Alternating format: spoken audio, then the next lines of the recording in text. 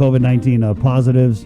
Now, remember, they report the data once a day, and it's usually around lunchtime with the situation report. But you got it here early with the governor of Guam, and I think she knows people who know, so take that to the bank.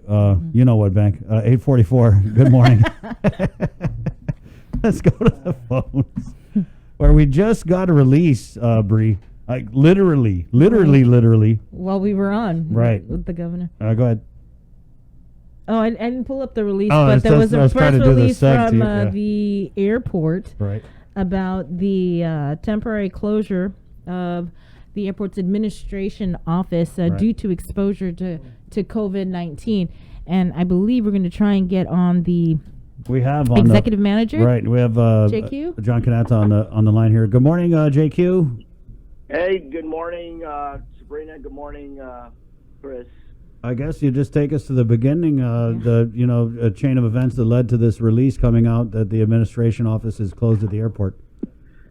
Well, last night we were informed by one of our employees that works on our executive management office that they were tested positive for COVID. So right away we put our protocols in motion, and we have, in abundance of caution, closed down for operations the third floor, our executive management office and the admin offices there, until such time that we can get our folks tested and have them isolate at home until to see and monitor for any symptoms. How many people are we talking?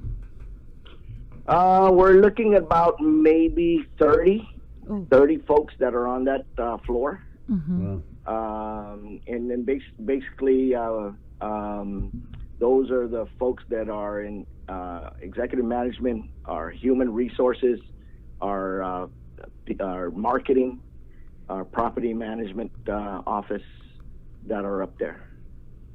How's this going to affect the operations today, JQ? Well, right now, because that's our admin office, the heart of the airport is still going on. Our operations folks are still there. Our properties and facilities are still working. So, and then of course, airport and fire are still working. So that's mainly the executive management office, administration staff that are up there. So what about the testing? So are we looking at all 30 of your staff being tested? Well, based on the contact tracing from the individual that tested positive, those are going to be the priority. Right. The folks that individual was working closely with, including myself. I'm isolated at home. We will focus on those folks first, and then go to the others. Especially if they start to experience symptoms. Right. JQ, did you have a COVID scare? Because I remember there was something about you with the quarantine. This is like way back during the lockdown, so I'm just concerned. I mean, is this your second exposure? Or? No, so this is not my first. It's not my second. It's not my third. So because of my job at the airport, meeting all passengers that are coming in. On every flight. Right. This is more, I would say at least 7 times. Wow.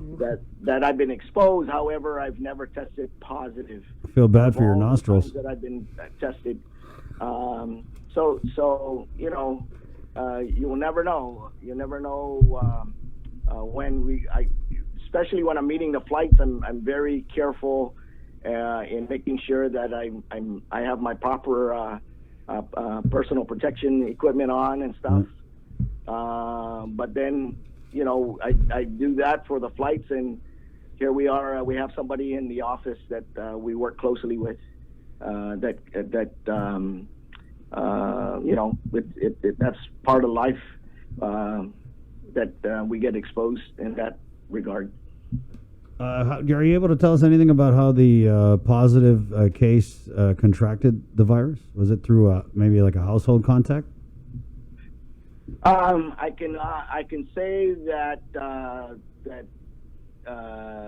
that is being conducted at this time. I don't know. I only know when I was called that tested positive. I don't know to the extent of how that individual got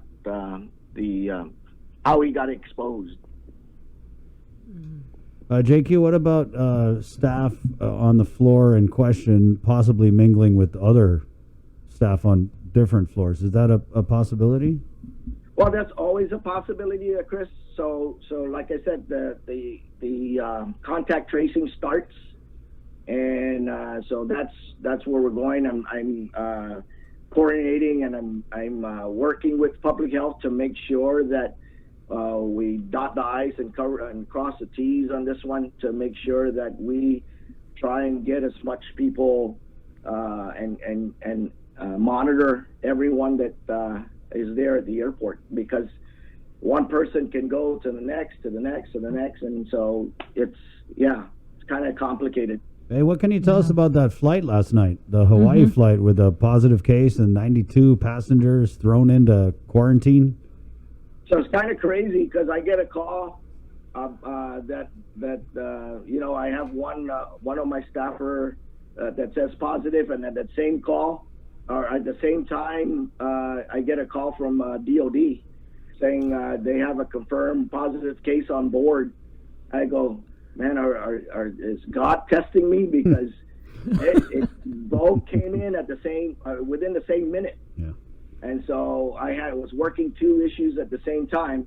And so yes, once we got the notice, I put the protocol in place. I contacted all stakeholders, from customs to public health to the airport to the airlines, and then we had executed the protocols that we have in place. And so we decided, based on public health guidance, that because of the amount of time that they're in the air, that we have to quarantine the whole flight, regardless if they had a negative COVID test in their possession, because they could have got the negative COVID tests back there in the States, but the exposure was on the plane. What were the passengers saying, JQ? I'm pretty sure a lot of it's not broadcastable, but, what were they saying? Especially those people who did the protocol, they came with a negative test? After it was, and each of the processors, the public health processors that were there, after they explained the situation, then they were more comfortable. In the beginning, when we didn't get up to the table yet, they're all having all kinds of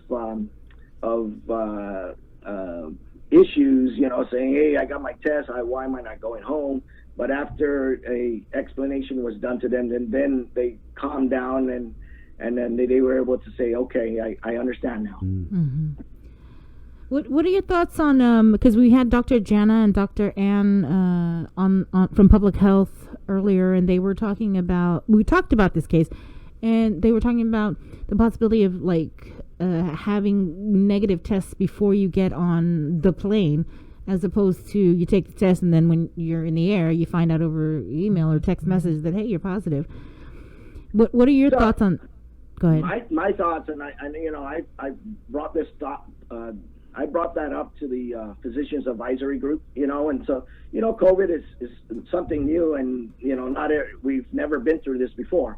But my opinion, from just my opinion, was that I would rather have a person getting on the plane with a result that is negative than a person taking the test and waiting for the results to come in, and while they're flying here, they find out they're positive. So if I made my recommendation, and that's my opinion, I put that in. But I would rather have a person that gets the results, and if they're positive, then they can't fly, and if they're negative, then they should fly. They could fly. Yeah, it's kind of surprising that it's not even in place now. Yeah. They go a lot by what the CDC guidelines are. But CDC back in the States, you got folks that are only traveling for 3 hours or 4 hours, and not traveling 20 some hours to get to Guam. So there's that issue where they don't think about traveling to Guam. All right, JQ. Anything else? In closing? Well, we're doing our best. The airport's still open. We got outstanding people that are still working out there. They're holding down the fort. And I'm hoping that it won't be only one person that is positive in our case, but you never know in this issue. It's always changing. Right. Rapidly evolving is the term they use. That's correct. Right. JQ, thank you. Take And care. keep us posted, okay? And God bless you. Be safe. Wash your hands. All right. Wear your mask. Have a good day. Stay home. Okay. Yes, I am home. I know. Thanks, JQ. 8:54.